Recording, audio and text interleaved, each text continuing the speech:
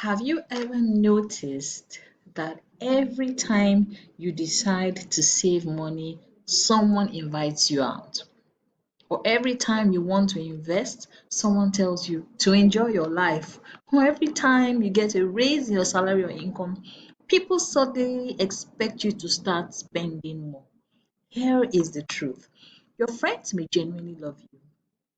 Your family may genuinely love you. Your colleagues may genuinely like you. But without realizing it, they could be influencing your financial future, either in a good way or a bad way. Today, we're talking about one of the most overlooked reasons people struggle financially: the people around them. Hello, everyone, and welcome back to Finance with Dr. Ish. This channel is all about practical financial education that works no matter where you live. Today's conversation is about cutting people off. Yes, you heard me, cutting people off. It's about becoming aware of how your environment influences your financial decisions. So let's dive in. Now, the first point here is money habits are contagious. Research has shown that our behaviors are often influenced by the people closest to us. If your circle constantly spends, your spouse, your friends, your family, the people that practically influence us or are somehow directly involved with the decisions we make, you will probably spend more. And if your friends invest, you will invest more. You'll become more curious about investing. If your friends read books, so practically your environment influences your behavior either in a good way or a bad way. So if everyone around you is chasing status, you will probably do the same. So your financial habits really develop in isolation. They are shaped by your environment, your ideology, or the people that influence you. So I want you to ask yourself, are the people around me helping me grow financially, or they are holding me back? That's the question you need to answer. Now, the second point is the pressure to keep up. One of the fastest way to remain broke is trying to maintain a lifestyle you can't comfortably afford. A new phone, luxury vacation, designer clothes, expensive dinners, luxury car. Many purchases aren't made because we truly need them. They are made because we don't want to feel left out. So you have to remember that your financial journey is very unique to just you. You don't have to compete with anyone or with someone else's lifestyle. You don't need to. Competition is can be unhealthy, especially if it's on the negative side. So the third point is friends who mock your growth. Sometimes the biggest obstacle isn't money, it's the mindset.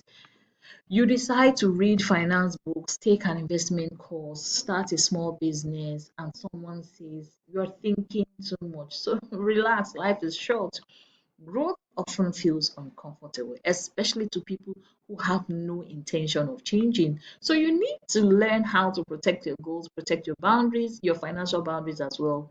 Not everyone has to understand them. You don't need to explain yourself to everyone. The fourth point is borrowing culture. Helping people is good.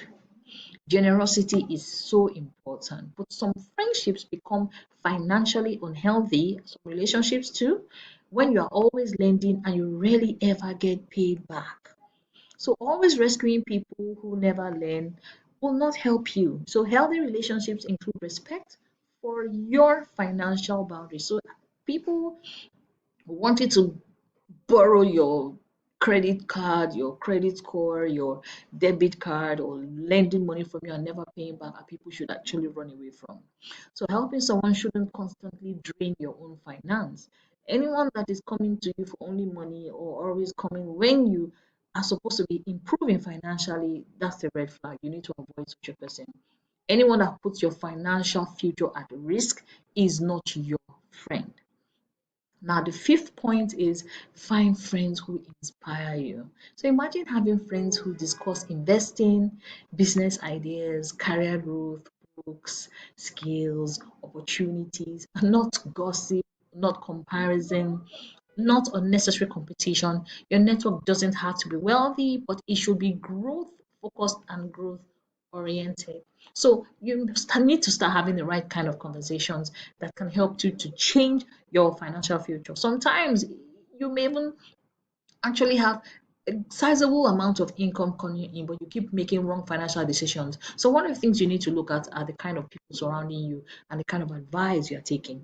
We are also individually responsible or accountable for the decisions we make, but you also need to check the kind of people that are in your environment. So the practical steps that you can use here is, things you can start today is first of all to review your circle. Spend more time with people who encourage you to grow. Growth is never comfortable, but it's best you even start from somewhere. Reduce comparison. You need to set financial goals. It's very important. If you don't have any goal, if you don't have any ambition for your finance, you probably will never achieve anything. And learn to say no. You really can't satisfy everyone. And satisfy people at your own detriment, especially for your finance, is a no-no. So you have to protect your budget. And that's the reason why it's very important to have a budget, because if you don't have a budget, everybody's just going to come to you for free monies and never pay you back. Then you also need to invest in yourself. Remember, not every invitation deserves your money. So your friends may never intentionally try to keep you poor, because they might also be naive financially or ignorant as to how to manage their own finances. So they can only advise you to the extent of knowledge that they have. But repeated financial pressure, repeated lifestyle comparison, and unhealthy money habits can quietly hold you back.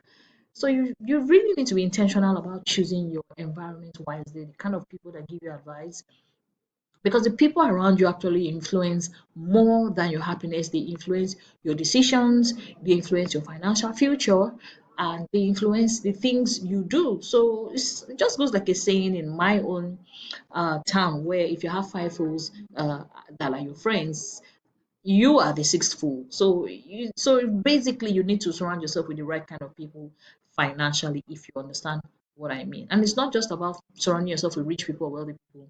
People actually encourage you to grow positively financially, not people only always coming to you to lend money and then they never pay back. So if this video challenged you, please share it with someone who needs to hear it. And don't forget to subscribe to Finance with Dr. Ish for practical financial education that helps you build lasting wealth wherever you live. So until next time, stay intentional and stay financially wise. See you soon.